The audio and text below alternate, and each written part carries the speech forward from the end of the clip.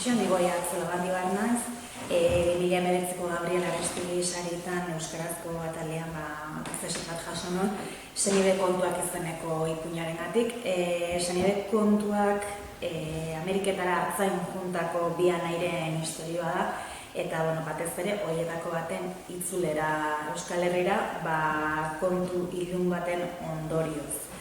Eta nahiko historio iluna da giro aldetikan, pixka badulako edo, momentu hartan edaten egin zenako Jose Manuel Mendez Galiziararen Arraianos ipuin liburutik, eta nahi gabe akatso kutsu hori ere